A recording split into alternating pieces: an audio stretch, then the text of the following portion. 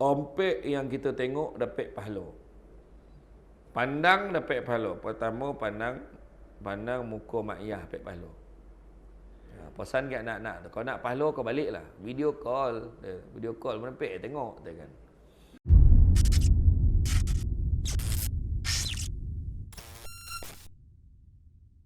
Bismillahirrahmanirrahim. Assalamualaikum warahmatullahi wabarakatuh. Alhamdulillahillazi arsala rasulahu bil huda wa dinil haqqi liyuzhirahu ala dini kullihi walau karihal kafirun walau karihal musyrikun walau karihal muslimun. Subhanaka la ilma lana illa ma 'allamtana innaka antal alimul hakim. Rabbi shrah li sadri wa yassir li amri wahlul 'uqdatam min lisani yafqahu qawli. Alhamdulillah, syukur kepada Allah SWT, segala puji bagi Allah Tuhan sekalian alam. Salawat dan salam ke atas junjungan besar Nabi Muhammad sallallahu alaihi wasallam. Terima kasih banyak diucapkan kepada tuan pengurusi acara, tuan pengurusi surau, tuan imam, barisan jantan kuasa surau, seterusnya tuan-tuan dan puan-puan yang dirahmati Allah sekalian. Alhamdulillah. Hari ini yang tajuk yang dah dibagikan adalah perjalanan mengisi kebertanggungjawaban. Ini tajuk ni memang selera penganjur lah ya. Lepas tu pandailah pencamah nak bawa channel tu. Macam tu lah kan. Tu okey tu, ada tajuk kan. Ada saya yang paling susah sekali tajuk bebas. Satu lagi susah. Dia terpulang kat ustaz bawa tajuk apa lagi payah kan. Ada satu tajuk andai ku tahu je. Lepas tu pandai-pandai lah bawa kan. Jadi hari ni perjalanan mengisi kebertanggungjawaban. Hidup kita ni satu perjalanan. Hidup kita ni satu perjalanan. Perjalanan yang terpulang lah kat kita. Kalau kita rasa dunia ni seronok, kita rasa macam panjang kan. Itu sebab dalam kitab Minhajul Abidin tu kan, macam manakah Allah Ta'ala melarang kita ni semua panjang cita-cita. Panjang cita-cita. Kita gambar kan, kita gambar panjang cita-cita tu maksudnya perlu tempah baju nak raya. Tempah baju, tak salah tempah baju tu. Tapi dia dah cakap dah, ini pagi raya, yang buntang tengok aku pakai baju ni.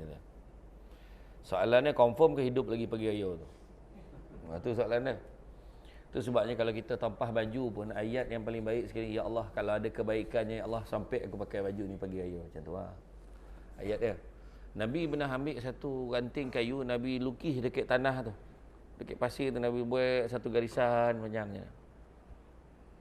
Kemudian dekat garisan tu Nabi buat satu petak. Tergantung petak tu. Kecil petak tu. Tergantung dekat garisan tu. Dalam petak tu pula Nabi cakar-cakarkan. Cakar-cakarkan dalam tu. Sahabat tanya, apa yang kau lukis tu? Ya Rasulullah. Maka Nabi beritahu garisan tu macam itulah cita-cita manusia. Panjang. Nak itu, nak ini, kau tengoklah tahun depan dan baik rumah macam mana. Kau tengoklah kereta dan tukar macam mana. Macam-macam. Cita-cita dia panjang. Tetapi yang 4 segi kecil tu, sebenarnya takat tu je umur kita. Setakat tu je. Tu yang tadi imam doa tu kan. Allahumma barik lana fi Rajab wa Sya'ban. Kan, berkatilah aku dalam Rajab dan Sya'ban. Wa ballighna Ramadan, dan sampaikanlah aku dalam Ramadan tu harapan kita. Kan? Dan ayatnya, andainya ini Ramadan yang terakhir, nampak kan? Tapi itulah kita. Orang Arab dia dah mula masuk Rejab ni beria dia puasa, dah beria dia cari baju-baju nak puasa. Bukan baju raya, baju nak puasa. Makna masuk aja Rejab dah terbayang Ramadan. Masuk Rejab dah terbayang Ramadan. Orang Putrajaya lain, belum Rejab dah terbayang Syawal, lagi jauh. Dia lagi jauh macam tu. Dia dah fikir dah bulan 1 itu dah fikir dah. Nanti kan tak sampai tampah lah, itulah, kenapa banyak lah, itulah, inilah. Kan? Macam-macam lah. Tapi apapun perjalanan mengisi kebertanggungjawaban ni, setiap manusia yang diciptakan oleh Allah ni mempunyai tanggungjawab dan peranan masing-masing. Kan? Kalau tidak, kan? Kalau kita tak ada tanggungjawab, kalau kita tak jalan tanggungjawab, apa beza kita dengan makhluk Allah yang lain? Apa beza Itu sebab Buya Hamka kata, hidup kalau sekadar hidup, babi di hutan pun hidup. Kata. Kerja kalau sekadar kerja, kera di hutan pun bekerja. Tak yo pula. Kan? Apa beza kita dengan babi hutan tu, dengan kera tu? Beza kita ada tanggungjawab. Babi tu tak ada dikira tu, janji betina di balun kan. Bono dia sondol. Kita ni manusia. Itu sebab Nabi sebut, dunia ini penjara bagi orang mukmin, syurga bagi orang kafir. Sebab apa? Ada peraturan. Pada orang beriman, penjara. Ni tak boleh, tu tak boleh, ni tak boleh, ni jangan, ni jangan, ni jangan. Macam tu. Penjara. Macam kayak penjara lah. Duduk, mana boleh keluar sesuka hati. Duduk dalam bilik dia. Ada time dia kena buat kerja. Makan, apa yang dia hidang tu lah kau makan. Mana ada banduan tu boleh cakap. Bang, kalau boleh hari ni si ayam. Kopak tau. Nak pijak agak pegawai tu buat lah. Tak apek tau. Kan? Macam tu lah. Jadi, kita ni semua ada tanggungjawab masing-masing. Terpulanglah kepada makhluknya untuk melaksanakannya. Manusia merupakan salah satu makhluk diciptakan Allah. Yang mana Allah Ta'ala sebut, wa ma khalaqtul jinna wal insani illa liya'budun. Kan? Yang tidak ciptakan jin dan manusia itu melainkan untuk mengabdikan diri. Kan? Makna beribadah kepada Allah. Hidup kita ni kalau kita tak jadikan ibadah, rugi kita. Tu sebab Nabi kena umat dia. Nabi kena umat dia. Ya Allah, umat aku ni janganlah kau bagi umur perpanjang, ya Allah. Tu Nabi. Sebab apa Nabi tak minta umur perpanjang? Sebab Nabi sayang kat kita. Macam mana lah sayang minta umur jangan panjang pula? Supaya kita boleh bajet lebih kurang umur berapa. Umur 50 dah sampai ada surau Ar-Radah ni. Ar-Radah ni. Kan? 50 sampai dah. Sebab dia tahu tak lama dah ni. Kan? Walaupun dia tak cakap. Kan? Ya. Kalau umur kita panjang, 950 tahun macam umat Nabi Nuh. Agak-agak apa? Kosong surau ni. Silap-silap yang pasang kamera ni, dia on, start dah habis kan, tolong tekan off, dia pun balik. Macam tu lah kira kan. Kan? Sebab umur kita tak panjang. Nabi kata supaya kita boleh bajet-bajet. Sebab Nabi sayang kita tu, sebab Nabi bagi, minta umur umat aku ni jangan panjang-panjang. Rupanya ada kelebihan pula. Bila umur tak panjang, amalan kita sikit, gandaan pahala dia besar. Macam tu pula. Itu sebab dia bagi macam-macam kelebihan. Bulan Rajab, bulan Syakban, bulan Ramadan. Kan? Syawal lagi bagi. Semua setiap bulan ada keistimewaan ibadah yang kita boleh buat. Kan? Cuma tinggal lagi kadang-kadang kita lekor. Kan? Bergaduh-gaduh, lekor bergaduh. Ni poso ni tak ada lah. Poso macam ni lah. Bergaduh. Sudah langsung tak poso. Bergaduh dah. Boleh poso ke tak poso. Langsung tak poso. Kan? Nak poso je lah. Kan? Malam ni 10 Syakban bergaduh. Baca Yasin 3 kali. Bergaduh. Pahala baca Yasin 3 kali. Nabi tak ajar pun. Kan? Simple ya. Nabi kata malam ni 10 Syakban hidupkan dengan amal ibadah. Kau nak baca Yasin? Boleh. Cuma jangan diwajibkan. Tu saja. Kan malam ni kita buat baca Yasin 3 kali. Siapa nak join lah. Kan? Tak mampu baca 3 kali. Baca sekali. Kau mampu baca satu Quran, baca satu Quran. Satu kali Yasin pun tak pek dah Ustaz. Yasin Sadaqallahul Azim. Boleh. Tapi berhentilah jadi orang pemalas nak oyang macam tu. Kan? Macam tu. Poso, sedekah, buat apa yang kita boleh buat. Dan tanggungjawab peranan manusia ni terbahagi kepada apakah dia? Pertama, tanggungjawab kita kepada Allah. Ada tanggungjawab kita kepada Allah.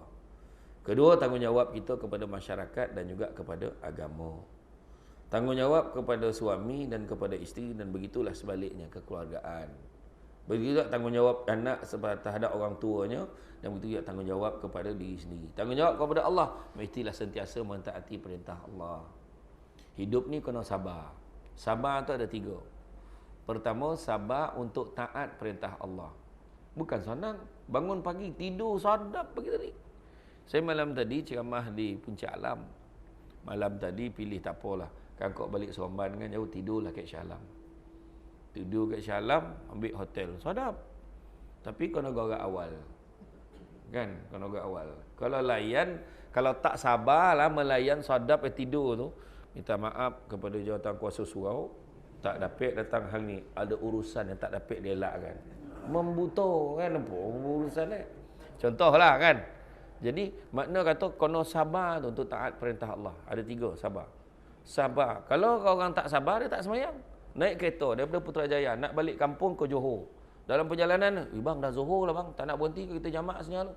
Nantilah sampai Johor ke pandailah kita fikir. Sompek ni tak sabar. Kalau sabar, ni berhenti bang. Tak lambat ke? Tak apalah, sompek gini. Awal lagi jom kita semayang dulu. Tu sabar tu. Puasa, lagilah kena sabar. Kalau dia tak sabar, breakfast. Kan? Kan kalau tak sabar breakfast bukan lunch dah, breakfast ada balon dah kan. Iya. Mari buka, bukan marop buka. Mari buka. Ada dah kedai dorai, kedai mamak mana yang dah confirm. Dia dah confirm kan kedai mana nak pergi, geng plastik hitam. Dah tahu dah, berminyak-minyak mulut dia masuk office tengah hari tu. Kan? Tak ada malu dah. Asah betul. Kan? Ya, tu keadaan dia. Kalau tak sabar lagi macam pergi haji pergi umrah lagi lah. Pergi haji pergi umrah. Kena sabar tak? Sabar. Sekarang lagi pula jolok sana jolok sini. Jolok hidung. Kan?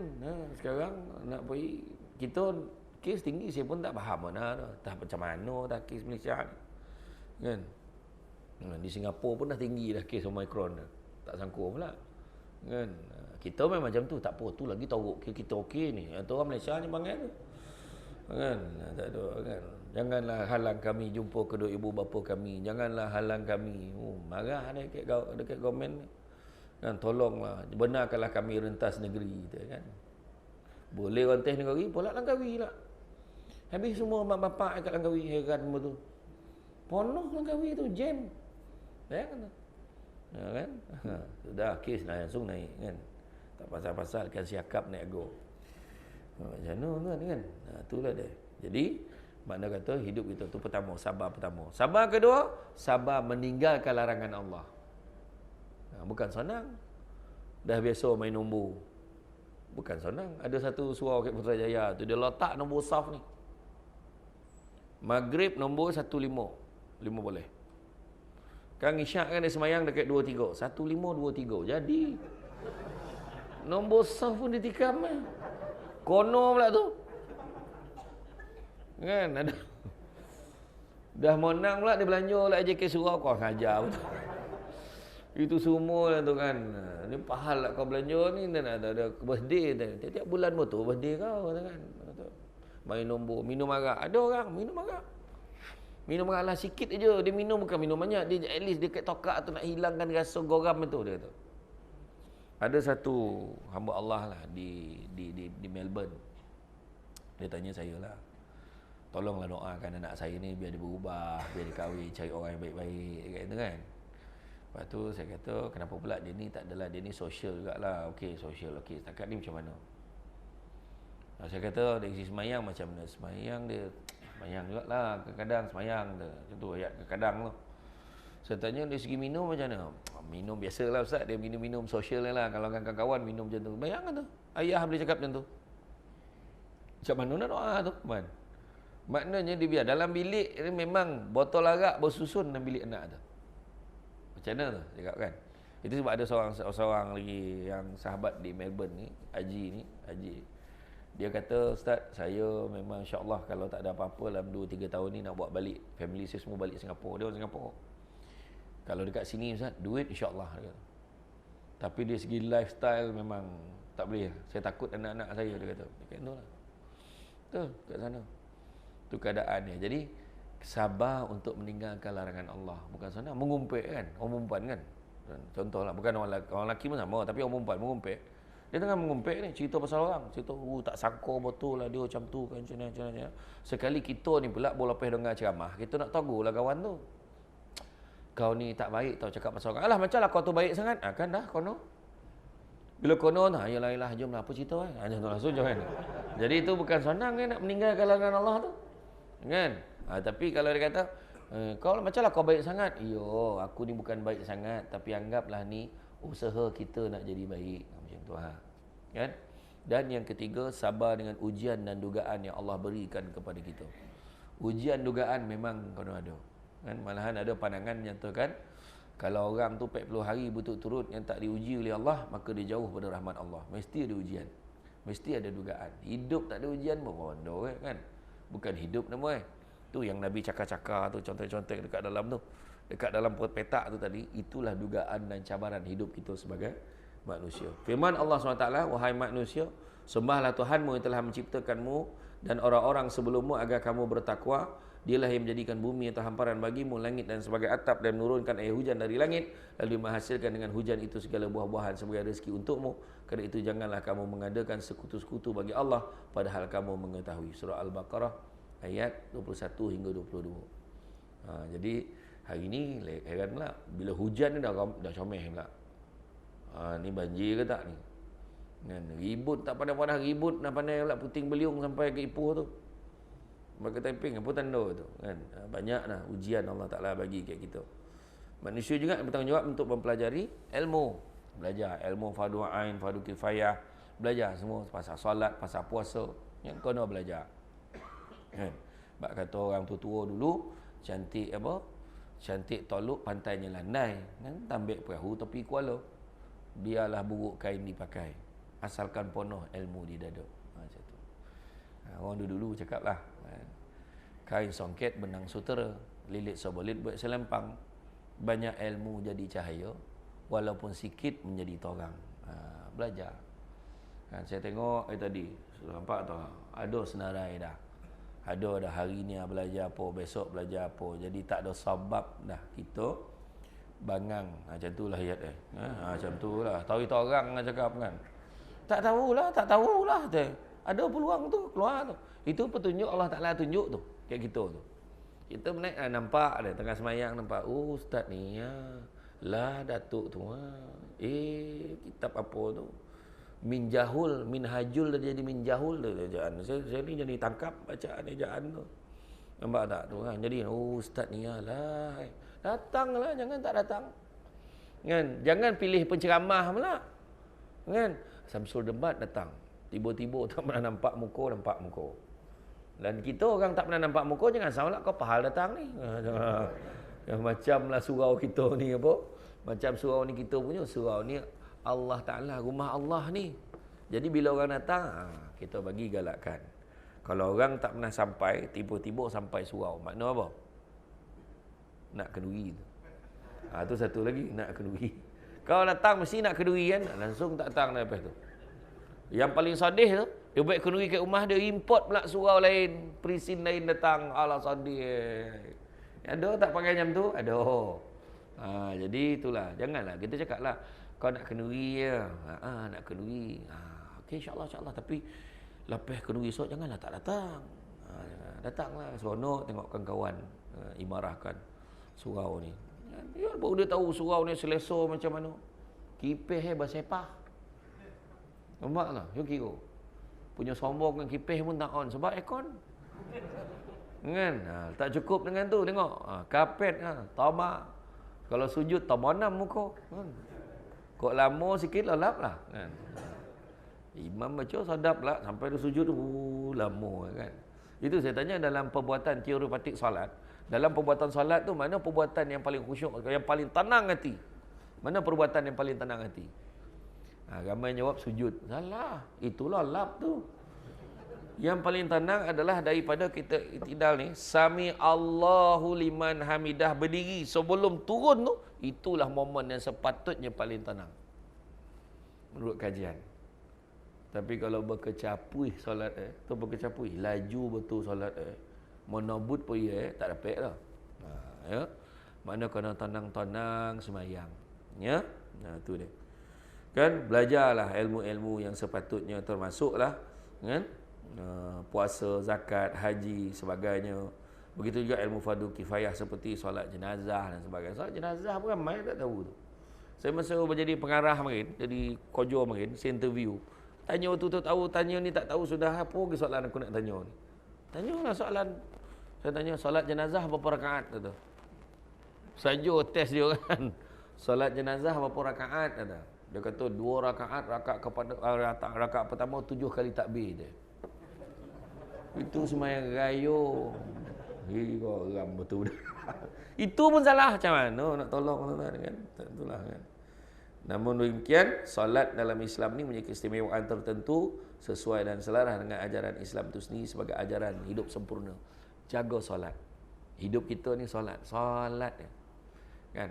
Ingat tak masa kita, siapa yang dah pergi umrah, pergi haji, dia tahu. Kan? Perasan tak? Bila pergi umrah, pergi haji, sampai ke Masjid Nabawi ke, Masjidil Haram, tak ada kerja lain. Solat. Kan? Sementara tunggu waktu tu solat. Solat. Mula solat ni, kita buat solat tahajud, solat hajat, buat solat taubat, buat lepas tu sampai satu tahap tu kita takbir, lantaklah solat lepas solat je. Betul tak kan? Punya banyak kita boleh solat. Lepas tu mengaji, lepas tu zikir, lepas tu solat balik. Betul tak? Kenapa kita boleh baik macam tu? Kek Sanun. Kenapa boleh baik macam tu? Sebab Kek Sanun kebanyakan orang pergi tak ada bawa kedudukan dia. Tak bawa harta dia. Tinggal semua. Tak ada. Woi, kain ihram dia lain. Adidas woi. Tak ada. Sama kain putih tu. Ada orang tu kain cadar pakai. Kan ada orang negara susah tu kain cadar tu. Lusuh-lusuh. Kopam pakai. Ada orang tu tidur tapi pokok-pokok tu tidur. Dekat lantai, dekat kaki lima tu tidur. Leno dia tidur. Kita kat hotel tu Allah. Tu sebab bila dapat hotel sedap pun payah juga. Saya waktu jadi duta tabung haji sekali tu, masa tahun 2000 berapa 2007 boleh 2006 boleh. Saya pergi dengan adik saya, dengan mak saya. Saya dapat bawa adik saya free lah, bawa adik saya. Bayangkan, seorang 2 katil. Punya besar bilik tu. Seorang 2 katil, bukan 2 katil tu dirapat kan. Dia 2 katil, saya 2 katil dengan adik saya. Itu semua abang turun lalu tu ayat dia. Dah mula dah jadi kan. Sebab sadap mana pun tak boleh dah. Kan ujian tu, ujian kan. Jadi kalau solat, jaga solat kita. Jaga solat. Keluarga kita tengok hari ni satu pasangan bercerai setiap 13 minit.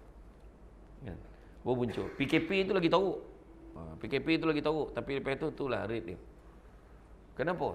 Kebanyakan lebih 90% punca perceraian adalah tak jaga solat. Bukan kata tak solat jemaah, tak jaga solat. Baik suami isteri tak jaga solat. Itulah keadaan dia. Hari ni kes sosial bukan sikit-sikit. Tahu-tahu kes. Kan banyak kes sosial lagi ni. Ada seorang budak tu betul apa dia budak lelaki. Dia bagi servis seks. Kan? Dan dia beri kerja tu waktu dia umur 20 tahun, 25 tahun, 30 tahun dia dah pakai baju perempuan dah. Waktu dia mula buat kerja tu tingkatan nompek, pelanggan pertama cikgu dia. Tu belum cerita lagi kat satu hospital kerajaan, pegawai akhlak melaporkan mak dengan anak melahirkan anak pada hari yang sama, hasil perbuatan lelaki yang sama. Pening tak pening? Pening. Tu belum cerita lagi, dah elok-elok senapang sibuk nak jadi perempuan. Faham tak? Dah elok-elok senapang sibuk jadi perempuan. Tak pening pula gitu. Kira-kira elok ke jubah sampai kat depan Kaabah ke telokong. Tak pening pula gitu. Ya, dia kata tak ada apa-apa jadi pun. Dia siap cabar Allah Ta'ala tu, tak ada jadi apa-apa pun. Makna confirm lah kau tu bukan perempuan. Bila kau siap cakap tak ada apa-apa jadi pun. Dia siap cakap, saya akan buktikan yang saya boleh mengandung tu. Mana ada perempuan cakap macam tu? Kan, melainkan kau bukan perempuan. Kan? Tu dia cerita. Tu belum cerita lagi. Anak menghambakan emak tu. Banyak hari ni. Bagi duit emak ke emak suruh jaga anak. Kan? Tapi dimarah. Kan saya bagi duit bulan-bulan. Apa yang tak cukup? Mak dia sahur nama. Tu silap. Macam saya tanya mak saya, mak boleh tolong jaga anak lah. Ponek jaga kau, jaga anak kau pula. Macam tu mak saya kata, itu orang ya. Dah mak tak nak jaga, jangan bagi mak jaga. Kan setakat sehari 2 hari boleh lah. Kan? Jadi bagi ni, mak ni duit bulan ni. Mak, kau ingat mak apa? Mak ni duit ni mak. Bukan tak boleh bayar do jasa baik mak ni ambil lah mak ni hanya sekadar tanda terima kasih ya mak. Macam tu lah. Ya. Bukan kita bagi upah ke mak kita. Jangan lupa betulkan tu. Ya. Tu dia. Kemudian tanggungjawab pada masyarakat dan agama. Tak ada seorang pun manusia hidup kesorangan. Mana ada orang boleh hidup sendiri? Semua hidup bermasyarakat. Perjalanan. Nabi pun macam mana dengan sahabat-sahabat? Nabi macam mana dengan masyarakat sekeliling? Kan? Nabi berjaya menyatu padukan. Nabi perjalanan Nabi, peristiwa hijrah Nabi daripada Makkah ke Yathrib ke Madinah. Nabi persaudarakan Ansar dan Muhajirin. Nabi damaikan puan Aus dan Khazraj. Bayangkan Aus dan Khazraj tu berpuluh tahun dah bergaduh. Sampaikan Nabi tanya apa sebab kau gaduh ni? Sampai tu lupa sebab apa gaduh. Sebab apa gaduh pun tak ingat dah. Entahlah gaduh ya Rasulullah, tak ingat dah apa sebab Jadi berlaku betul kita golak-golak tapi rupanya masyarakat kita dah berlaku dah. Hari ni jadi balik. Mak, kenapa kita tak baik dengan dia? Tu bukan saudara kita ke? Tak tahu lah ni zaman atuk kau dulu tak apa hal lah. Betul tak? Itu sebabnya. Jangan main-main. Itu sebabnya benda tu berlaku. Hidup kita ni tak boleh sendiri. Kita kena ada orang lain. Nabi dengan sahabat macam mana? Adab Nabi dengan sahabat. Nabi ajar kita tentang adab macam ni kan. Ni ikutkan ramai ni ilmu semua tinggi-tinggi ni. Tapi dia adab itu, saya yang duduk kat kursi seseorang. Kan? Iyalah. Dari segi adab nampak tak? Nampak tak? Duduk, ada orang elok. Tapi yalah pahala kita tak tahu. Allah Ta'ala tentukan. Mana sama pahala duduk tengah dengan sandar kat dinding. Dah ni contoh ya. Tak. Jangan beralih lah, ni contoh ya. Kalau dekat surau kampung-kampung tu ada tiang pula tengah tu berobot tiang pula kan. Tak apa, tak ada masalah, saja ya, gurau. Tapi betul. Kita datang ni ada. Orang kata makan sirih berpinang tidak, pinang ada kek kotor Melaka. Makan sirih mengonyang tidak, pagah dek budi dengan bahasa. Nah tu dia. Adab macam ni kan. Tengok adab nampak tak? Dia bagi ni gelas siap dengan alih. Ini adab. Ini yang ramai orang sekarang tak faham. Ada aku bagi kat suami minum macam ni. Bang minum bang. Kangat ni kelab malam kau. Nak betul. Bagi kat suami biar dia beralih ni. Walaupun ni kosong. Jemput minum bang. Adab. Benda tu yang kita kena faham. Dalam masyarakat ni nak ajar tentang adab. Assalamualaikum pakcik. Pakcik sihat Allah. Bertuah kalau kita boleh jumpa budak muda sekarang togur orang tua macam tu. Tengok pakcik sihat. Pakcik dah makan ubat belum? Ni nampak macam tak sihat. Tak makan ubat lagi kan? Allah. Anak siapa tu? Langsung tanya. Macam saya lah dengan imam. Dengan seorang, dua, tiga orang itu tengah duduk kat kedai kopi. Seorang perempuan lalu. Tumpang lalu bang. Abang panggil. Terangkit kopi imam. Kita pun tanya. Anak siapa tu? Sebab adab. Adab. Orang dulu-dulu kan, bab masyarakat ni dalam bab berguru tengok kan. Tu sebab Imam Malik kata, biar ilmu sikit tapi jangan tak ada adab. Kan? Anak murid Imam Malik, Abdul Rahman bin Qasim, anak murid paling senior sekali. Dia kata, aku mengabdikan diri aku untuk belajar ilmu dengan Imam Malik selama 20 tahun. Tapi 18 tahun dihabiskan untuk belajar adab saja. Bayang tu. Tu sebabnya yang kalau kita tengok kan, Ibnu Abbas kan dengan Ubay bin Ka'ab kan. Dia hormat Ubay bin Ka'ab. Ubay bin Ka'ab ni pada dia guru lah. Dia nak naik kenderaan tu, dibawa kenderaan naik ni Naik dah jadi Ubay bin Ka'ab naik. Lepas tu lah rupa-rupa Imam Abbas. Imam Abbas ni sepupu Nabi ni. Dia jalan mengiringi Ubay Ka'ab ni, dia tak naik kenderaan pun. Lah kenapa kau macam tu? Apa kau tak naik sekali? Apa lah kau jalan kaki pula? Apa kau tak naik kenderaan lain? Beginilah kami diajar untuk menghormati guru kami. Macam tu lah. Turun dan sampai ke tempat tu, turun kenderaan dia, salam Imam Ahmad, salam cium tangan. Apalah kau cium tangan aku pula? Macam inilah kami diajar untuk, adab kami diajar untuk menghormati ahlul bait, saudara mara Nabi. Macam tu lah. Adab. Di salam cium tangan tu adab. Lalu depan orang tua, nunduk sikit, adab. Nah, sebelum kahwin memang semua elok dengan bakal mak mentua. Mak bukan nunduk dah, menyarap orang tua tu. Habis diminum air tu, sedap betul air ni. Air kosong tu, sedap betul air ni. Mak pun cakap, itu bukan air kosong tu, air so tangan tu dik. Habis kau jual kan. Dak adab ni tolong jaga. Tu sebab Nabi aja ta'dibu auladukum bisalasati asya'. Adabkan anak-anak kamu dengan 3 perkara. Nabi ajar. Adabkan. Kenapa Nabi pakai ta'dibu? Didik itu Nabi ajar dengan adab. Ta'dibu auladukum. Adabkan anak-anak kamu tu.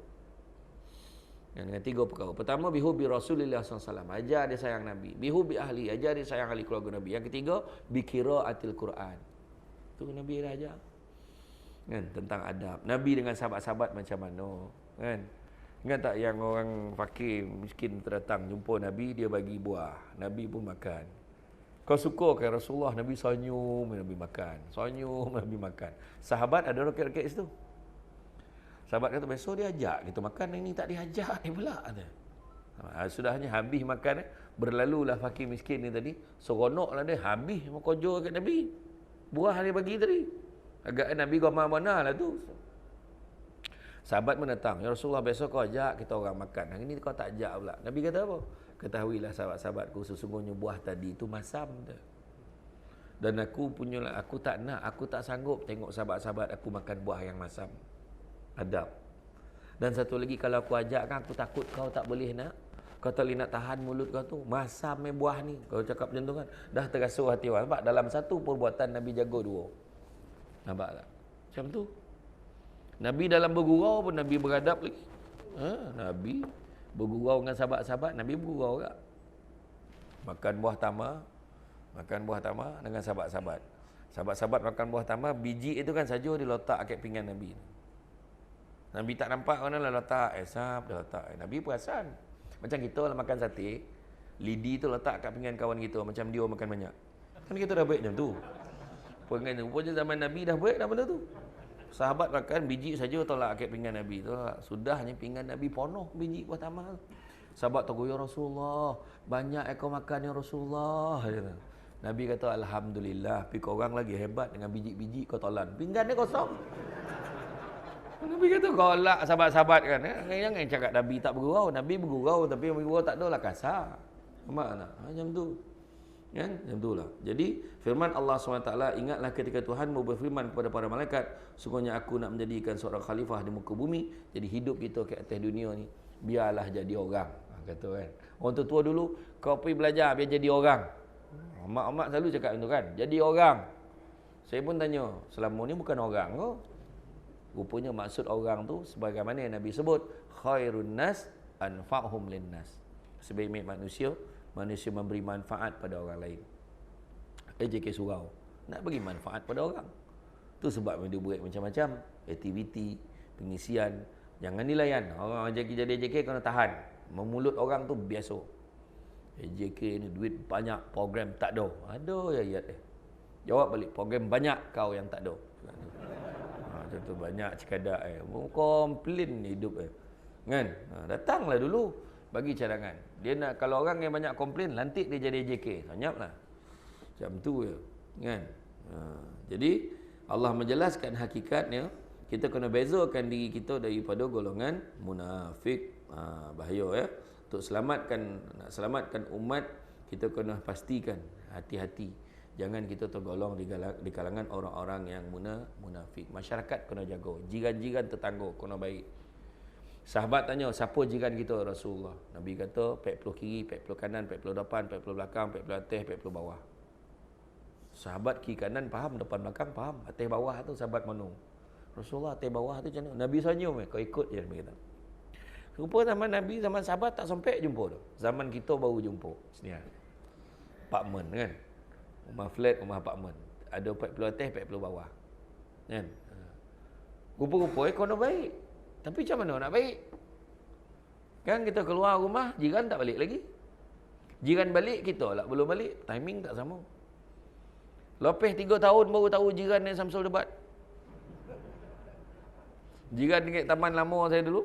Dia tengah siram pokok, saya berburak. Saya memang selalu berburak dengan dia. Bila ada free tu, dia berburak dengan dia. Lepas tu dia cakap, bang, abang perasan tak? Ada orang cakap muka abang sebiji macam penceramah dalam TV tu. Dia kata macam tu. Saya kawan, siapa lah lagi muka macam aku ni kemarin? Dia tak tahu saya Samsul Debat apa. Saya tanyalah, siapa? Alah yang cakap Negeri Sembilan ingat tu. Dia kata, Samsul Debat ke? Ha, dia tu. Makna dia tak tahu saya Samsul Debat. Saya pun cakap, bang, saya lah Samsul Debat. Nak bergurau agak-agak lah. Dia kata, tak percaya dia sebab kadang tengok depan-depan lain kan. Kadang orang macam tu kan. Sudah saya pun biarlah, lantaklah dia tak percaya kan. Lepas 3 hari, 3-4 hari kot saya balik rumah, dah buka pintu pagar tu, berlari salam dia, minta maaf bang, saya memang tak perasan. Dia kata, abang Samsul. Bini memang buta kau tu lah Samsul Debat. Kata. Bini memang dah lama tahu. Bini ingat laki tahu. Laki tak tahu pun. Aduh, salah. Macam-macam kan. Jiran kena baik. Jadi, macam mana nak baik? Kiri kanan, kadang kita masuk tak sama. Lepas tu 40 kiri, 40 kanan, 40 depan, 40 belakang tu wajib baik. Macam mana nak baik tu? Ada satu jalan nak baik. Datang surau, settle. Ya, tak ada dah. Dan maghrib dan lain. Dan maghrib dan tak sama dengan orang. Dan maghrib dan esok pagi tu. Tak ada mana tu. Datanglah maghrib tu. Datang isyak kan. Dan maghrib kan stay sampai isyak. Dapat campur masyarakat. Kadang dalam campur tu baru, oi dah kebetulan kau. Kawan tu kau jual WK.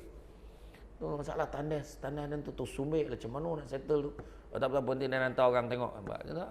Jumpa masyarakat. Kan? Dengan jiran-jiran kita ni kena baik. Begitu juga seterusnya, tiga tanggungjawab suami terhadap isteri dan sebaliknya kekeluargaan. Suami ada tanggungjawab, isteri ada tanggungjawab. Yang ni pun banyak isu.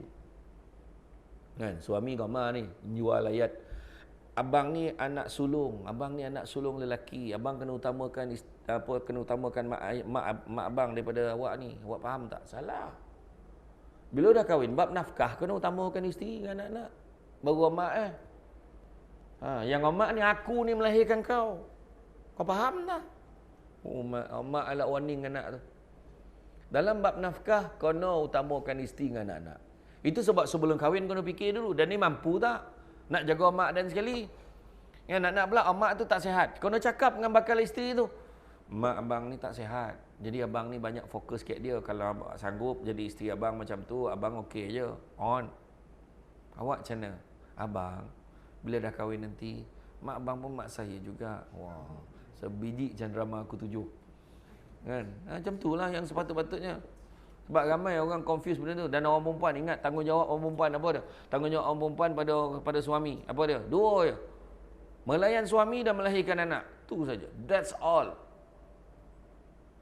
Melayan suami, melahirkan anak. Tu saja. Lelaki suka tak suka, itulah hakikat dia. Basuh pinggan, komeh rumah, lipek kain.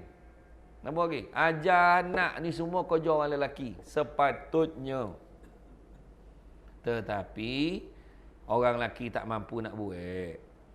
Orang perempuan tolong memangku kerja tu. Jadi orang lelaki kena hargai. Kasihlah awak tolong komeh rumah. Tu bila lelaki tak sebut, dia sebut dulu. Hoi, ponek betul hari ni lah. Hei, mak. Dia mengadu. Dia nak suruh kita tahu dia buat kerja. Abang perasan tak bilik air tu? Nampak? Dia tanya soalan yang susah kat lelaki tu. Lelaki tu terberak mandi pun dah peduli bilik air tu. Bini tanya, perasan tak bilik air tu? Kenapa lah kau renovate ke? Rupa bini boleh lepas santal bilik air tu, lepas cuci dinding-dinding memang boleh lepas cuci. Dia nak lelaki tu aku, oh patutlah nampak bersih bilik air. Terima kasih lah. Tak tapik balik jasa baik ayang tolong komen bilik air ni. Allahu Akbar. Patutlah menampak yang berkeladak-keladak tu dah tak ada. Nampak? Puas latih perempuan tu. Orang perempuan tu ya hiburan dah. Puji, ya Allah Akbar, rajin isteri abang ni. Hei, ponek lipek kain, berbakul-bakul, bila lah nak sudah. Nampak ayat dia. Maknanya kita kena puji dia. Oh, ya Allah, makasih lah. Abang pun tak terbuat. Orang perempuan dia tak bagi kita lipek kain. Sebab format lipatan tak sama. Lepas tu dicampur orang lelaki, lipek kau jam siap lah. Suara dalam, kain dalam, semua campur. Tak ada dikira dah kan. Tu dia. Tanggungjawab lelaki, suami dan isteri pada anak-anak. Itu sebabnya Umar pada satu Saidina Umar didatangi oleh seorang bapa bawa seorang anak. Dia kata, kau tolong nasihatkan anak aku ni Umar. Anak aku ni dah haka ni. Kau tolong nasihatkan dia sikit. Saidina Umar pun nasihatkan dia. Ni apa hukum apa semua. Lepas tu budak tu bersuara. Wahai Saidina Umar, aku nak tanya kau, ada tak keadaan ni yang mana bapa pula dah haka kat anak tu? Dia tanya. Dia kata ada. Yang pertama, kegagalan memberi nama yang baik-baik kepada anak itu merupakan bapa yang dah haka.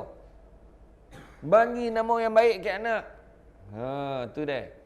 Kadang-kadang kita ambil nama kat dalam buku nama-nama yang baik dalam Islam. Betul maksud dia baik. Tapi tolonglah tanya Ustaz tu. Banyak datuk-datuk Ustaz tu tanya. Yang ni okey tak nama ni? Kadang-kadang nama tu maksud dia okey. Ada satu nama. Saya tak nak sebut lah kan. Dolat yang kono orang. Nama tu maksud ni yang bijaksana adalah satu nama tu. Tapi rupa zaman Nabi, lu ada seorang sahabat nama yang sama. Memang maksud itu elok, tapi perangai pemalas zaman Nabi tu. Itu sebab kena tanya. Macam saya telefon, timbalan mufti, telefon mufti. Assalamualaikum, Ustaz boleh tak tengok nama ni mana yang okey? Kan lahirnya anak disunatkan bagi nama yang baik-baik pada hari yang ketujuh. Jadi budak ni kata, yang tadi jumpa Saidina Umar, nama aku dalam bahasa Arab tu bila diterjemahkan, maksudnya kumbang hitam. Mampu dia ajuk ke orang. Ada hako. Sebab kegagalan bagi nama yang baik-baik. Budak sekarang ni ada pula kita combinekan nama kita. Apa tak ada makna. Maznah Daud. Mazda budak tu. Itu nama Jepun tu. Yahya Mahani, Yamaha nama kata gilo betul baju. Nama mau budak kat sekolah mai jet dia. Brum brum brum brum kan. Malulah budak tu. Kan nama yang baik-baik. Nah, nama yang baik-baik. Kemudian yang kedua, kegagalan untuk menyediakan ibu yang baik untuk anak tu. Aku pun tak tahu mak aku siapa tu. Daripada kecil macam nialah hidup aku tu. Dia kata, ada aku tu. Maksud dia tu kegagalan menjadikan ibu yang baik itu maksudnya didik isteri tu supaya boleh jadi ibu yang baik untuk anak. Kalau tak ada hak bapak. Dan yang ketiga, kegagalan mendidik anaknya tentang ilmu Al-Quran. Makna gagal untuk bagi ilmu ke anak-anak itu juga menyebabkan bapak tu derhaka. Jadi jangan ingat kita ya kan. Anak je derhaka. Tanggungjawab ibu bapa, pilih isteri yang solehah. Azan dan iqamah di telinga bayi. Itu pun tak tahu. Kayak hospital tu, macam-macam ragam. Allah Akbar.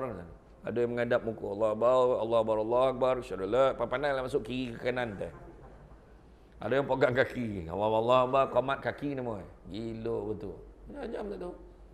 Ada tu dia cakap dengan Ustaz boleh, dia kata, Ji, boleh tak Ji? Apa dia? Tolong ajar azan bil lah. Aku tak tahu kau lupa. Dia Haji dia pun duduk sebelah dia. Allah Akbar. Dia pun Allah Akbar. Dia pandang. Allah Akbar. Sampai sudah. Mana kan terlupa tu memang tak tahu. Misi yang India tu, yang bercalit kepala tu. Nak azan kan, kiblat sini. Dia tak tahu. Malu gitu. Macam-macam. Melakukan tahnik, bolah bibir. Bukan kayak pisau dah. Kan? Tu ambil buah kurma. Paling tidak baca alam nasyrah laka sadrak wa wada'na anka wizrakal ladzi anqadha zahrak. Paling tidak. Cari imam yang tak merokok. Nak tahnik baby ni. Imam tu lepas. Dah sudah belum baby tu? Dia tengah sokok. Dah sudah belum baby tu? Dah sudah dah. Pap dia kata. Dia pun kumam-kumam kurma tu. Ditanya kat langit budak tu, bakarut ukur baby tu. Budak tu pun tahu apa lah rasa downhill ni. Budak tu pun tahu.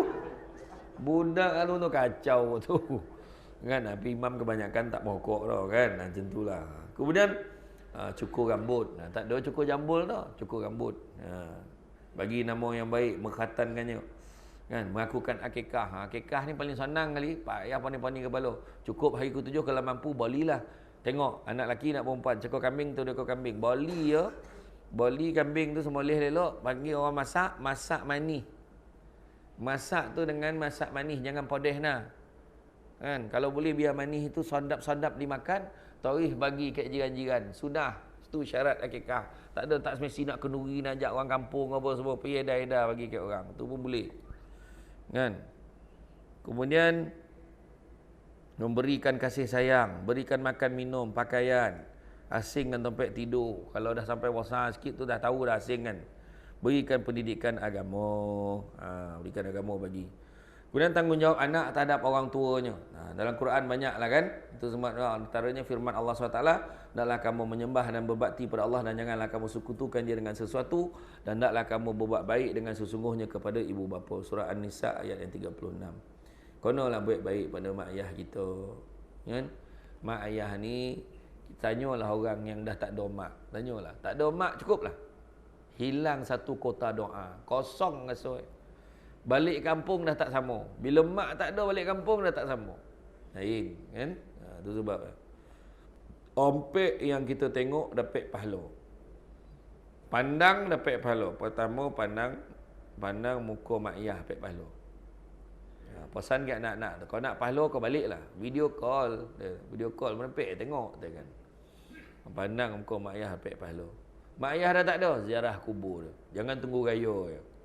Tak salah dia nak pergi pagi raya. Pergi-pergilah hari lain enggak. Kedua, pandang muka suami, pandang muka isteri pun pahala. Pahala? Pandang dengan kasih sayang. Dengan syarat pandang muka suami dan isteri sendiri. Laki orang kau pandang berapa? Kan? Suami isteri sendiri. Ketiga, pandang apa? Pandang Kaabah dapat pahala. Kan? Kadang buka TV, nampak orang azan, nampak kita mesti tengok Allah, tengok Kaabah. Tengok orang tawaf, ya Allah Akbar. Itu pun dapat pahala. Potah lagi pergi sana. Sanun lagi dapat pahala. Tu sebab orang tua dulu. Dulu masa zaman TV tak apa lagi apa semua kan, dapat frame Kaabah jadilah dia gantung kan. Tengok kan, pahala tu. Mengingatkan kita pada Baitullah. Yang ketiga, yang keempat, pandang Quran dapat pahala. Pandang Quran dapat pahala. Pandang Quran dapat pahala, apatah lagi kalau kita pandang dan baca. Lagi besar pahala. Pandang, baca, faham, baca tafsir, lagi besar pahala. Pandang, baca, faham, hafal, lagi besar pahala. Pandang, baca, faham, hafal, buat, lagi besar pahala. Tu. Jadi, terpulang. Ya. Baca kadang-kadang, bila last kau baca, bila kau khatam? Aku dah 2 dah khatam dah. Ui, iya. Dah 2 dah khatam dah. Dan tadi kau pula. Ui, hebat kau. Lepas tu berapa kali lagi kau khatam? Tu lah sekali je. Itu masalah. Bila time bulan puasa, cuba tengok geng-geng tadarus. Cuba tengok. Muka yang sama setiap hari. Yang best tu yang geng-geng more tu. Yang duduk kat luar tu boleh tinjau dalam tu. Tak ramai lah orang malam ni. Mana poya orang? Yang bercakap tu bukan orang tu. Kan? Masuklah dapat salai jadilah. Join sekali. Kan? Iya. Cuba kalau tertiba dengan ini, manalah tahu saya jadi menteri wilayah kan, saya sebut. Dengan ini sebagai menteri wilayah, saya umumkan kepada semua peserta-peserta tadarus di dalam sekitar kawasan wilayah Persekutuan Putrajaya, KL dan Labuan. Dengan ini saya umumkan setiap peserta tadarus yang berdaftar, kita akan berikan insentif RM1,000 seorang. Dan yang akan dibayar 3 hari sebelum Syawal. Kau ayat Quran tu berabut nak mengaji. Agaklah. Wah, hal yang Allah bagi lagi besar pada duit tu. Kita yang tak nampak. Join tadarus tu, baca. Setiap satu huruf tu pahala. Kan? Allah, apa Nabi kata, aku tidak menyatakan bahawa alif, lam, mim itu satu huruf. Tapi alif tu satu huruf, lam tu satu huruf, mim tu satu huruf. Ya Allah, rugilah kita kalau kita tak join. Kan? Hukum berbakti pada ibu bapa, kan? Jelas daripada Quran, hukumnya berbakti pada ibu bapa adalah wajib, suruhan dan perintah taat pada. Bila saya sebut nafkah tadi, jangan salah sangka pula. Kalau macam tu tak payahlah baik-baik dengan mak kata, tak, tetap kena baik-baik. Tapi bab nafkah tadi, contoh kita ada duit boleh bayar nafkah kan seorang je, kena bayar isteri dulu. Melainkan darurat. Mak kita kena pakai duit operate dan sebagainya. Tapi bab menyantuni kedua ibu bapa wajib sampai mati. Ya. Firman Allah, dan kami wajibkan manusia taat pada ibu bapanya. Ibunya telah mengandungkan dia dalam keadaan lemah, bertambah lemah, sedang putus susunya adalah dalam 2 tahun. Kami perintah hendaklah engkau bersyukur kepadaku dan ibu bapamu. Kepadakulah tempat kembali. Surah Luqman ayat yang ke-14. Dan yang terakhirnya, tanggungjawab terhadap diri sendiri. Sebagai seorang yang mukallaf, kita telah dipertanggungjawabkan oleh Allah dalam banyak perkara, dari sekecil-kecil perkara hinggalah sebesar-besar perkara. Sebagai umat Islam, tanggungjawab terhadap diri sendiri adalah penting. Tanggungjawab terhadap Allah, agama, masyarakat dan sebagainya. Wah, sajo tuan kan. Sajo terbalik jawan tu ni tak ada pula kamu. Terima kasih banyak. Jadi sebagai seorang muslim, menuntut ilmu selagi hayat di kandung badan. Itu dia kata, cantik dipandang rumah penghulu, kayu tu ukir dari papan. Alang-alang menuntut ilmu, sebutir pasir menjadi intan. Macam tu. Makna belajar betul-betul sampai berjaya, kan? Sampai kita faham. Tu yang dikatakan tu. Kan ada satu pantun lagi, orang tua-tua dulu aja, berburu ke padang data, dapat rusa berbalang kaki, kan? Berburu ke padang data, maksud dari mana ada orang berburu ke padang? Tak ada. Padang data pula tu. Bukan padang bersamak apa, tidak mungkin ada binatang kan, tak ada. Berburu ke padang data, dapat rusa berbelang kaki. Mana ada rusa berbelang kaki? Itu belalang. Nampak? Kalau berguru ke palang aja, ibarat bunga kembang tak jadi. Nampak? Itu dah. Kalau belajar tak habis, itulah. Belajar tak betul-betul, kan? Ya. Pokok sena tepi sempadan, tempat anak tupai menumpang lalu. Kan? Bercerai nyawa dari badan, barulah putih petua guru. Maksudnya apa? Dah mati so baru tak ikut pantang larang. Selagi hidup, apa dia ajar guru tu ikutlah. Kan? Ya. Saya pun kalau ada peluang, saya duduk dengan kuliah tu. Tapi saya kena nyuruk belakang sikit lah. Sebab penceramah ni kadang-kadang dia nampak saya dengan ngado lebih. Samsul debat ada nampak lah. Jadi patut dia ceramah ni dah mula dah. Dah lepas tu sebut saya. Jajak sebut saya kan. Tunggu duduk belakang tiang. Kan? Jadi makna kata tuntutlah ilmu, cari ilmu. Itu sebabnya mencapai kesempurnaan ibadah. Kita kena capai kesempurnaan ibadah. Ada 4 syarat kesempurnaan ibadah. Pertama, mesti dengan ilmu. Tak dapat dah ikut-ikut dah. Solat kena belajar, ngaji kena belajar. Ada seorang pencen Putrajaya, balik kampung. Bukan kat Putrajaya, dia pencen Putrajaya. Balik kampung, grade tinggi. Boleh 1000 pencen Jumpa dengan imam dekat satu kampung, minta imam ajar dia solat. Sebab selama ni tak tahu solat. Dia haji tinggi apa, selama ni dia semai ikut-ikut, dia tak tahu solat, baca apa pun tak tahu. Itu yang ada orang sembahyang jenazah yang dia share kat dalam itu kan. Kat dalam media sosial tu elok dia sembahyang rukuk sujud mana. Terperanyat orang tengok kan. Tu ada. Bila tak ada ilmu itulah jadi. Jadi mana kata belajar mesti dengan ilmu. Tak mau dia ikut-ikut dah. Lepas tu bila kita ajar anak-anak kita tentang ilmu tu, selagi mana dia ikut, selagi itulah berkembang. Mengalir pahala kayak gitu. Mak tahiyat tu kayak mana kita nak naikkan jari kita tu? Yang mak belajar tu asyhadu alla ilaha illallah. Il tu naik. Oh, macam tu. Tuan-tuan. Anak pun ikut dek kita ajar tu. Mengalir pahala selagi mana dia ikut tu. Tapi mak kan tengok kat surau Raudah tu, ada seorang pakcik tu. Lepas dia angkat tu, dia cacah-cacahnya, berpusing-pusing dia cacahnya tu. Macam mana tu mak? Tu kau tanyalah cik tu, tapi mak jawab tu. Belajar dengan main ikut-ikut je, kau dah belajar. Duduk belakang imam. Nak semayang nak duduk belakang imam ya. Tak main aja jauh. Oh belakang imam pahala first saf pertama. Sekali imam terlupa dah huru-hara. Huru belakang. Kawan tu dia cakap, tolonglah. Tak pek tolonglah, siapa suruh baca apa panjang lah. Dia marah imam tu baca apa panjang. Betul. Katalah imam kat depan. Tiba-tiba imam terbatal wuduk terkeluar angin yang tak diundang. Kontut. Jadi, imam mufarakah yang belakang, kena ke depan. Ganti imam tu. Itu yang ada ilmu, yang tak ada ilmu. Woi, batal weh, kontut dah. Kan tak ada kojo, gilo makmum macam tu. Tak, orang tak ada. Ingat tak yang satu kisah yang Besan dah lama tak jumpa Besan. Besan dengan Besan dah jumpa apa khabar? Sihat kau, lama betul tak berburaknya, tutang. Yalah itulah kita ni kan dah tua ni kan anak kita ni. Dia berdua tinggal tu, anak keluar pergi mana tak. Sekali azan maghrib, Allahu Akbar, dah maghrib lah, jom kita semayang sesama. Tak apalah kau semayang dulu, dia nak pergi bilik air jap. Kang dah ikut dah. Dia pun masuklah bilik air. Keluar ya. Ni Besan yang tadi dah selesai rakaat pertama maghrib. Naik rakaat kedua, dia pun Allahu Akbar, ikut tang topi.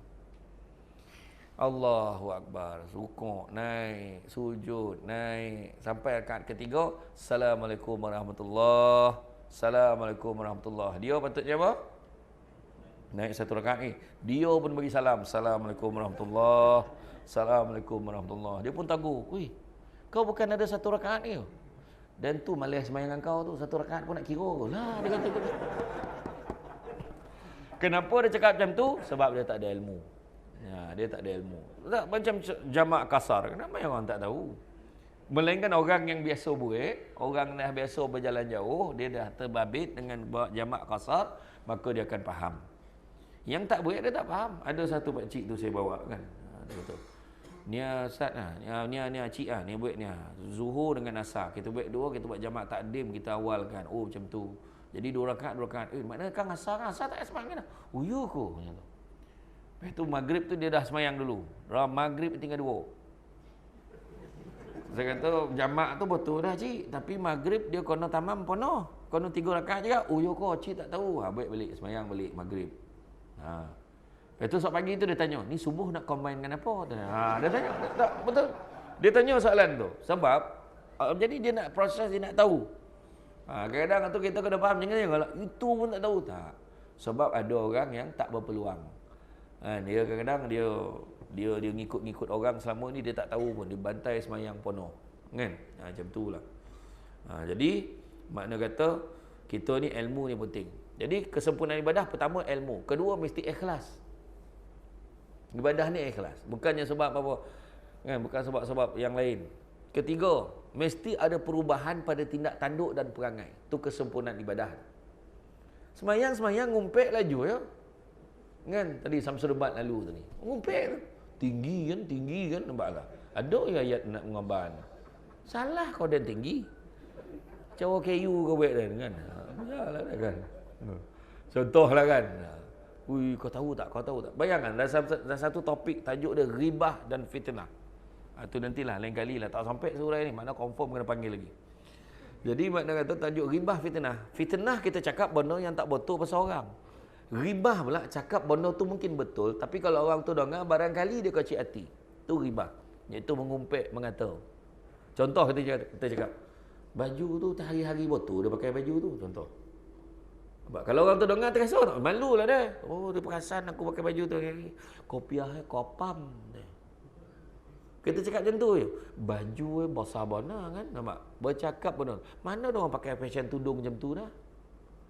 Contoh. Ada aja benda yang dia nak komplain pasal orang. Baik jangan. Itu sebabnya Abu Lais sama Kandi kata, kalau orang datang bawa cerita tu hati-hati. Pertama, kalau bawa cerita tu jangan terima sebab kesaksian ni tak cukup, jangan terima. Kedua, bila orang cakap tu hendaklah kamu mencegahnya. Sebab apa? Cakap dengan dia, kau janganlah bawa bawa cerita macam ni, tak baik. Sebab kalau betul pun jadi fitnah, kalau betul mengata, kalau tak betul jadi fitnah. Ketiga, janganlah kau bersangka-sangka. Tak sangka dia macam tu kan. Sebahagian pada prasangka adalah dosa. Kan dah disebut dalam ayat Quran. Kemudian keempat, jangan kamu menyelidik pula. Betul ke cerita tu? Tak pastilah, tak apa, jangan risau. Dan kawan abang itu nanti dia tanya, apa hal dan update? Dia pula update. Yang kelima, hendaklah kamu membenci perbuatan itu. Sebab kedua natijahan neraka. Dan yang keenam, bila kamu dah benci, janganlah kamu mengulang perbuatan itu. Ghibah dan fitnah, dua-dua bahaya. Jangan, ya. Kadang semayang. Itu sebab bila akhirat besok, bila Allah Ta'ala dengan ini diumumkan mahkamah mahsyar dibuka. Buka mahkamah mahsyar tu, beratus orang depan kita ni, semua nak nuntut hak. Kita pula ni pahala banyak tadi ni. Banyak pahala. Ya Allah, dulu dia pernah cakap dan macam ni apa, ambil sikit. Ya Allah, dia pernah kutuk aku macam ni, ambil sikit. Ya Allah, waktu dekat bila pergi dekat pejabat kerajaan tu berurusan ni, Allah dia kena kat kaunter tu, dia potong queue, ya Allah, akunya bahagian pump, ambil satu lagi. Tu ambil hak orang. Satu. Sudah habis pahala tu. Beratur panjang ni, ya Allah. Ni dia orang beratur lagi pasal pahala aku dah habis dah, ya Allah. Sebabkan pahala kau dah habis, Allah tak ambil tu apa? Maka dosa orang tu pula kau ambil. Itu sebab jangan. Jangan tak berbaloi kan. Baik jangan. Nak pula yang kita kutuk tu kan bukannya sikit-sikit dah. Tuan-tuan tengoklah orang ni. Hari ni dalam Facebook, media sosial, tengoklah. Tak kisahlah siapa, pemimpin-pemimpin. Letak muka je, tak payah tulis apa-apa. Tengok kepala bapak semua keluar. Betul tak? Betul. Dia macam ni ya, macam saya bergaduh dengan imam. Contoh, saya tak puas hati ada ni, tak apa bodoh. Tapi kalau contoh pagi raya saya jumpa imam, minta maaf, banyak salah silap, terkasar basuh. Saya boleh jumpa dia. Tapi yang kita kutuk dalam TV tu, yang kita kutuk media sosial, kita tak boleh jumpa. Masa bila kau minta maaf dengan dia? Kadang-kadang bila tengok bahasa dia, orang Melayu Islam tu, itu bukan orang Islam lah, Melayu. Melayu Islam tak macam tu panggil tak? Mengutuk, maki, hamun, la ilaha illallah.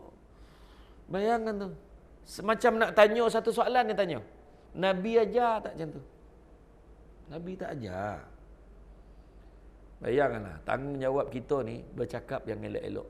Bayangkan Saidina Abu Bakar makin tolan batu dalam mulut, nak mengelak dengan mulut itu cakap benda tak elok. Sonyap. Lebih baik kamu diam kalau boleh cakap, nak cakap benda tak elok, baik diam. Sampai tolan batu, hari ni tak payah tolan batu dah, bagi handphone. Sonyap lah dah. Mengutuk orang, ya Allahu Akbar. Tak cukup tanah, habis semua di balun. Iyo. Kadang kat surau muka bangang je ni, muka. Tapi dalam media sosial dia, ambil lah. Segala apa semua kono. Hati-hatilah. Kan? Sebab kalau tengok dalam Facebook saya ke apa semua, orang kalau budak-budak saya tu, masuk gambar ceramah tu je. Tak ada masuk benda lain tau. Masuk ke tu orang perempuan satu pergi perangai. Lah tu dalam media sosial. Semua mono nak tunjuk kat orang. Apa masalah? Sampai lelaki pun kena marah. Tak ada pun ambil gambar berdua gini. La ilaha illallah kan. Ada yang mengadu kat saya tu macam tu. Jangan makan lu, jangan makan lu. Makanan, segala makanan tunjuk kat orang. Kan? Yang best tu, Nabi dah ajar. Kalau kamu bawa makanan balik, bagi kat jiran kamu sedikit. Kalau kamu tak boleh bagi kat jiran kamu, sorokkan dari pandangan jiran kamu.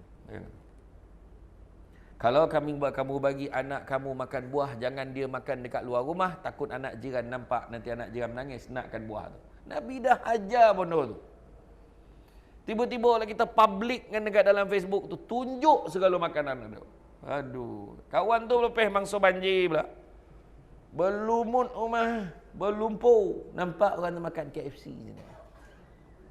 Alhamdulillah rezeki buat makan ayam ni kawan tu tengah. Tak lalu dah dek bau lumpur. Kek Langat, kek Seri Muda, Shah Alam. Ya. Tu deh. Hati-hati ya. Marin dululah kita cuci gambar Kodak marin Fuji dulu.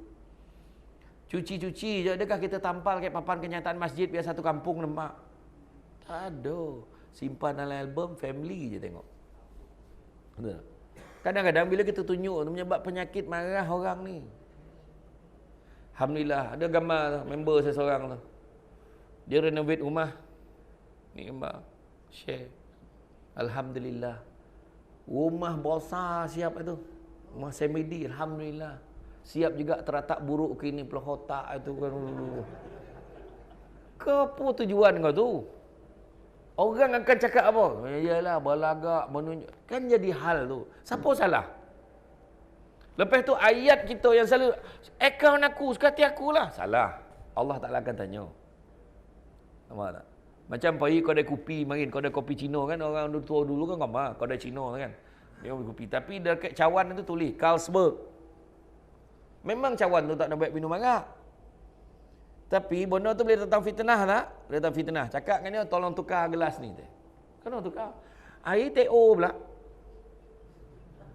Elok golap tu, centua minum golak-golak. Mabuk dah.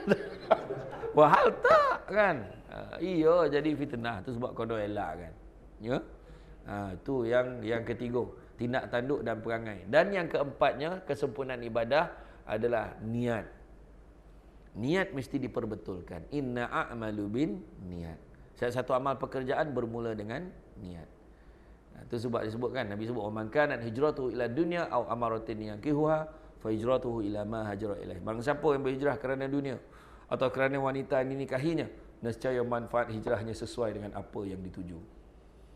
Kan? Kadang-kadang dia senang ya. Hidup kita ni nak buat ibadah senangnya. Benda baik diizinkan oleh Allah, niat kerana Allah, dapat pahala ibadah. Saya, Tuan Imam dengan AJK, kita nak bantu ibu-ibu tunggal dekat seluruh Presin 16. Ibu tunggal ya, nak yatim pun tak nak tolong. Ibu tunggal ya. Contoh, kita tubuh satu persatuan, PLP, Pertubuhan Lelaki Prihatin. Bagi bantuan. Tiba-tiba AJK seorang tu cakap, "Imam, Samsul Debat, rumah yang last ni semua orang tak payah pergi. Saya cover." Wah, pahal. Rupa-rupa ibu tunggal yang last tu bukan kaleng-kaleng. Muka macam Luna Maya dengan Maya Karin sikit. Tu patut dia tak bagi kita pergi. Nampak? Jadi hal. Sebab cara tu tak diizinkan oleh Allah. Dapat mendatangkan fitnah. Macam Robin Hood. Dia nak tolong orang susah. Benda baik. Kan? Katalah dia niat kerana Allah pun. Contohlah dia niat kerana Allah. Tapi cara dia mencuri pada orang kaya tu tak boleh. Dalam Islam, cara pun nak kena betul. Jadi macam itulah tuan-tuan dan perempuan sekalian. Jadi makna kata, hidup kita ni macam itulah. Kan? Jadi niatkan kerana Allah, tak ada rugi dah. Lillahi ta'ala. Kan? Kadang-kadang ada orang takut mana. Berkojo katanya, dia baru tahu. Kojo tu, pejabat itu, saham itu, paling banyak sekali dia punya bisnes tu, main bisnes kat pejabat itu rupanya berkaitan dengan benda-benda yang haram. Berhentilah. Tapi macam mana susah nanti hidup. Jangan cakap macam tu. Kan? Sebenarnya rezeki yang halal ni kita kena yakin. Cari lain. Lagi murah rezeki kita. Percayalah. Kan? Disebutkan dalam surah An-Nisa ayat 100, "Wa man yuhajir fi sabilillah yajid fil ar muragaman katsira wa sa'ah." Barang siapa buat sesuatu tu niat dia kerana Allah, fi sabilillah, di jalan Allah, maka dia akan mendapati bumi Allah di tempat yang luas dan rezeki yang banyak. Apa kita takut? Kan? Tak ada hal tu dah. Macam saya datang hari ni kan. Subuh-subuh dah datang. Agak kira pun. Bayar berapa ke lantak lah. Kan? Baik macam mana? Kau bayar. Kau assalamualaikum, terima kasih ustaz. Macam mana? Baliklah. Tak apa dah nunggu, takkan tak ada bayar. Takkan nak sound macam tu pula kan? Iya. Saya ada kuliah subuh tu bayar RM70. Okey datang. Tak ada salah. Ilmu ni Allah Ta'ala bagi kita pinjam kat kita. Share dengan orang. Tapi nak setuju tu janganlah dikurangkan ni situ. Saja tuan. Iya.